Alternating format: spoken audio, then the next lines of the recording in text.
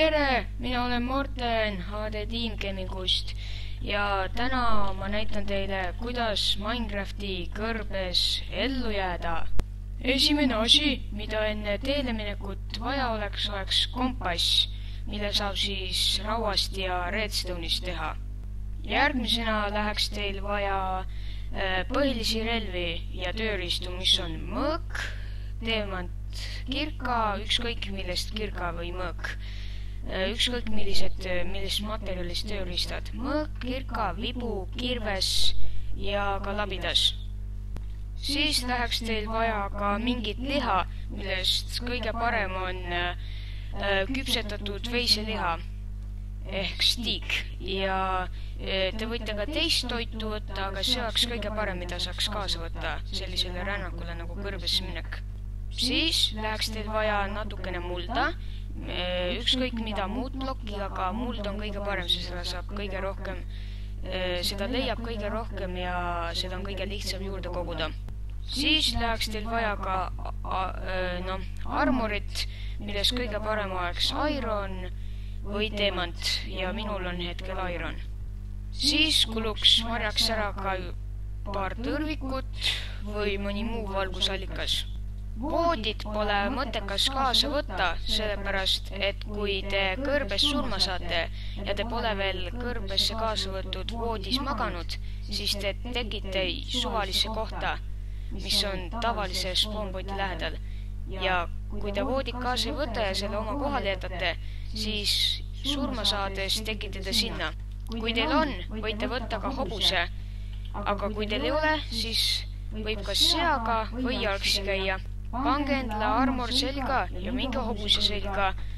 Kui hobusele ka armort oleks see kõige parem, aga mul hetkel ei ole. Kõrb on suur ja lai ning peamiselt minnakse sinna templite ja külade pärast, sest muud seal tavaliselt ei leia. Ja ka heade koobaste pärast. Ja mina lähen ka praegu templi pärast, kuigi ma ei tea, kus see asub. Ja lähen ka sellepärast, et teile näidata. Kui teil on mingi kindel eesmärk ja te teate, kus see asub, siis minge selle poole.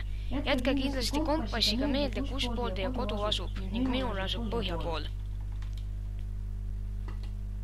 Kõrbes on vesi väga haruldane ning kui mina seda leian või teie leiate, siis kasutage kindlasti juhust ära. Ja võtke endale veepudel kaasa. Aga minul veepudelit polnud, sest mul polnud piisavalt klaasi. Hobusega võib ka üle vee ujuda, aga nii tavaliselt hästi ei saa. Väga haruldased hobused saavad ainult üle vee ujuda. Kui hobusega vette proovite minna, siis juhtub sama, mis mul. Hobune vett ei ületa. Teil tuleb hästi kaugele minna, et leida seda, mida otsite, sest kõrb on tavaliselt väga suur. Ja seal leidub ka teravaid mäeotsi nagu see siin. Kui teil kõrbes jõge pole ja teie toit saab otsa, siis tuleks teil midagi nagu vana kõrbekaevu moodi otsida, mida leiab väga harva. Need on vanad kaevud, väga vanad, mida leiab ka suht harva.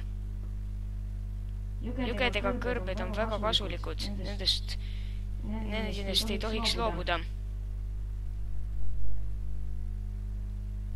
Hetkel otsin ma templit, aga tundub, et ma ei leia seda.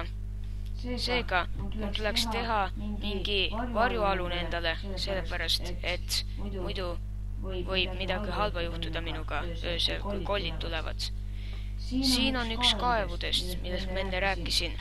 Siin põhjas on natuke vett, mida tuleks väga targalt kasutada, sest siis ei pruugi te enam kaua vett näha, kui sellest ära lähete ja teil jõgesid kõrbes pole.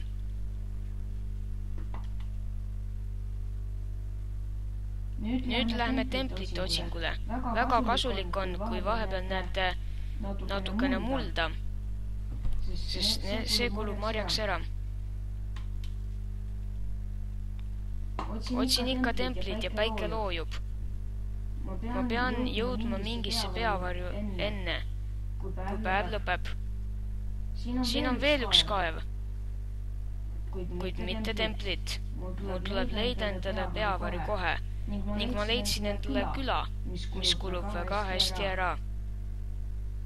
Külas leiate tarkasid külaelanikke, kes müüvad teile väga kasulikke asju.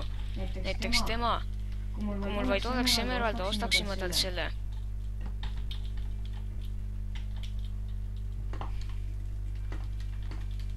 Hobunet läks panna külla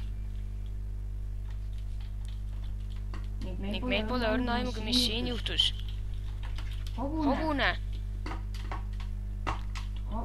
Hobusele tuleb majja teha üks tee, kus tema saaks sisse, mis oleks soovitatavalt 3 ploki kõrgune, sest muidu hobune ei pruugi läbi mahtuda. Viime ta majja ja ootame, kuni hommik tuleb. Kuid hobune ei mahu ühest plokist läbi, seega tuleb meil talle 2 ploki suurune avavus teha ja hommikul ta välja lasta. Nüüd tuleb vaid oodata, kuni hommik tuleb. Hommik on käes, nii et liigume edasi. Kõigepealt taastame külaelanikutele nende majad, mis ei ole küll sama head kui enne, aga elab üle. Teeme katusse ja kõik värgid korda.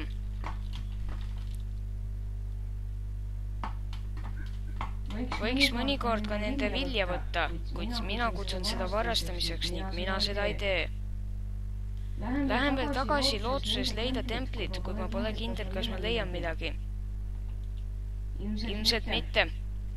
Seega, ma viskan veel viimase pilgu peale ja siis liigun tagasi. Ning ohoo, leidsingi templi. Nüüd tuleb hobune sinna sisse viia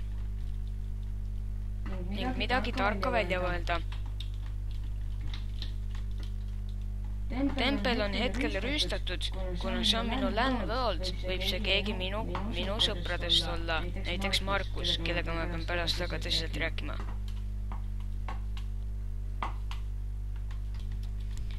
Leidsin, et tempel on tühi ning hakkan kodu poole minema. Üle jõe tuleks hüpata.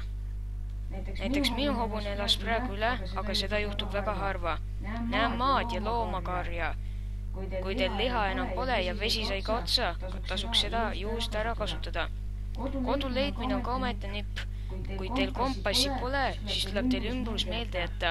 Minu kodu asub sealpool, seepärast panen täis tepoga sinna. Oi, kui hobune või teie ise auku kukute, tuleb teil labidaga midagi teha. Nii ei tohiks juhtuda, muidu võite ära surra. Näen lehmasid ja lähen kiiresti kodu poole. Ma arvan, et see on sealpool, kuid ma pole kindel.